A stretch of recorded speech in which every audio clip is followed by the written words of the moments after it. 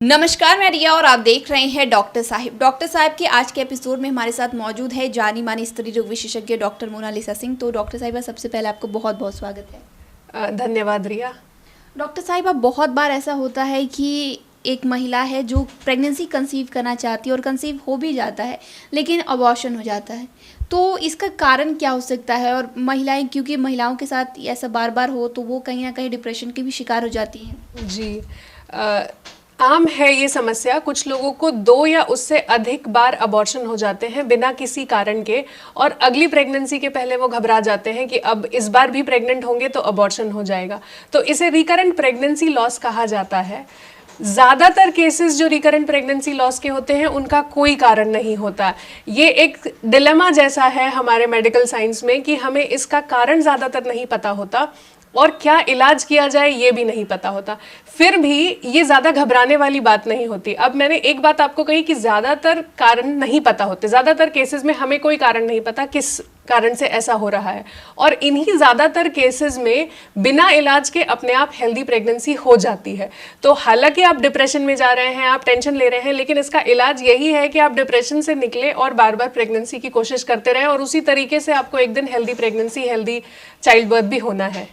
कई बार लोग कहते हैं कि बार बार ये प्रेगनेंसी कंसीव ना कर पाना, अबॉर्शन हो जाना, इससे जो एक बच्चा है वो स्वस्थ पैदा नहीं होता है। ऐसा नहीं है, दोनों अलग चीज़ें हैं। अस्वस्थ बच्चा पैदा होना जेनेटिक प्रॉब्लम से होता है जो फैमिलियल है या जिसका कोई कारण नहीं है, और रिकरेंट अबॉर्शन लॉस भी जो होता है अन्य कारणों से होता है। तो ऐसा नहीं कि कुछ अबॉर्शंस हो गए तो अगला बच्चा स्वस्थ नहीं पैदा होगा। अब जैसे मैं पहले बता रही थी कि ज़्यादातर कोई कारण नहीं होते। जब कारण होते हैं तो कुछ कारण ऐसे होते हैं जैसे उम्र ज़्यादा होना। ज़्यादा उम्र पर अगर आप प्रेगनेंसी प्लान करना शुरू कर रहे हैं 35 के बाद, तो चांसेस है, कुछ चांस कुछ ज़्यादा हैं एक 25 साल की महिला के बनस्पत एक 35 साल की महिला का chances to have a pregnancy loss ज़्यादा होता है। लेकिन ये भी नहीं कहेंगे कि 35 साल में 95% औरतों को प्रेगनेंसी लॉस होना है। उसमें भी 90 to 95% औरतों को हेल्दी बच्चे होंगे, लेकिन 25 साल की बनस्पत में अबॉर्शन के चांसेस ज़्यादा होते हैं। उसके अलावा फैमिलियल कॉजेज़ होते हैं और कुछ कुछ कॉजेज़ होते हैं जिसका इलाज हो सकता है। जैसे एक बीमारी कही जाती है एंटीफॉस्फोलिपिड एंटीबॉडी सिंड्रोम। उसमें आपको अगली प्रेगनेंसी के शुरुआत से ही एक दवाई दी जाती है, पर वो बहुत कम कारण होते हैं। जैसे 95% केसेस में हमारे पास कोई कारण नहीं होते। तो अगर प्रेगनेंसी लॉस बार बार हो रहा है तो डॉक्टर से मिले, ये सब कारणों की जांच की जाएगी, उचित दवा दी जाएगी, और अगर कुछ नहीं हो तो आपको कहा जाएगा कि कुछ टेंशन नहीं लेना, डिप्रेशन से बाहर निकलना और प्रेगनेंसी के लिए कोशिश करनी है। 90 to 95% औरतें जिन्हें रिकरेंट प्रेगनेंसी लॉस हो रहा है वो अगली प्रेगनेंसी में एक हेल्दी चाइल्ड बर्थ कर पाएंगी, प्राप्त कर पाएंगी।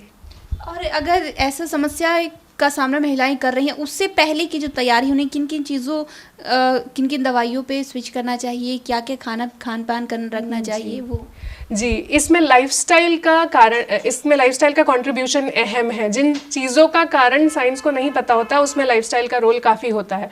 मैं ये नहीं कहूँगी कि आप ऑल्टरनेटिव मेडिसिन में जाएं और कुछ अजीब सा इलाज करा लें, वो सब एविडेंस बेस्ड नहीं है, प्रूव्ड नहीं है। लेकिन लाइफस्टाइल ज़रूर मॉडिफाई करें। यदि वज़न ज़्यादा है हस्बैंड या वाइफ किसी का भी, तो उसे नियमित रखें, एक्सरसाइज करें, स्मोकिंग, अल्कोहल, ये सबको डाइट से बिल्कुल, ये सबको अपने डेली रूटीन से बिल्कुल निकाल दें।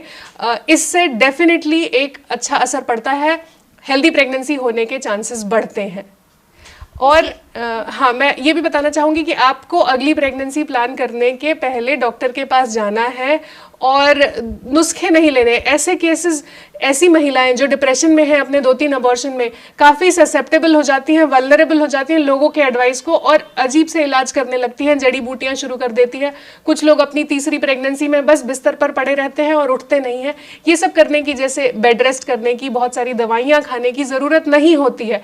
सिर्फ 1 या 2 दवाई बढ़ती है उन लोगों को जिन लोगों के अबॉर्शन के कारण हमें पता होते हैं। अगर अबॉर्शन का कोई कारण नहीं है तो उन्हें कोई एक्स्ट्रा दवा नहीं दी जाती, कोई एक्स्ट्रा सलाह नहीं दी जाती। आपकी अगली प्रेगनेंसी एक नॉर्मल प्रेगनेंसी ही होती है, तो डॉक्टर के पास जाएं, 1 या 2 छोटी दवाई बढ़ाई जाएगी, उसके अलावा कुछ नहीं किया जाएगा। आपकी तरफ से ये उम्मीद हमें होती है डॉक्टरों को कि डिप्रेशन में ना रहें और प्रेगनेंसी प्लान करते रहें। अगर कई बार महिलाएं ये सवाल करती हैं कि मैं प्रेग्नेंट हूँ तो मैं कितने दिनों पे अल्ट्रासाउंड जो है वो करवा सकती हूँ, और या फिर मुझे प्रेगनेंसी से पहले किन किन चीज़ों का टेस्ट करा लेना चाहिए? जी, ये प्रेगनेंसी के पहले कौन से टेस्ट्स होने हैं ये आपको डॉक्टर से पता चलेगा। बहुत ज़्यादा टेस्ट्स नहीं हैं, सिंपल टेस्ट्स हैं, और वो एक बार या ज़्यादा से ज़्यादा 2 बार ही होंगे, तो उसकी इतनी चिंता करने की ज़रूरत नहीं है। डॉक्टर से मिले, वो आपको बता दिया जाएगा। आपकी लाइफस्टाइल मॉडिफिकेशन जैसे मैंने बताया वो करना ज़रूरी है। प्रेगनेंसी में कुछ दवाइयाँ शुरू की जाएंगी, वो करना ज़रूरी है।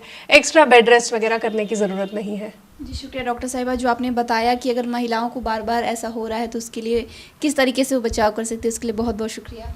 जी शुक्रिया रिया। तो आप डॉक्टर मोनालिसा सिंह को सुन रहे थे, जिन्होंने अबॉर्शन के बारे में हमारे साथ जानकारी साझा की है कि अगर बार बार महिलाओं के साथ ये हो रहा है, महिला परेशान हो चुकी हैं कि उन्हें एक हेल्दी बेबी कैसे होगा, किन कारणों से ऐसा उनके साथ हो रहा है, और एक स्वस्थ बच्चे के लिए वो क्या कर सकती है। तमाम जानकारी आपको कैसी लगी मैं कमेंट कर ज़रूर बताएं। चैनल को सब्सक्राइब कर लें, फेसबुक पेज को लाइक कर लें। वीडियो देखने के लिए आपका शुक्रिया।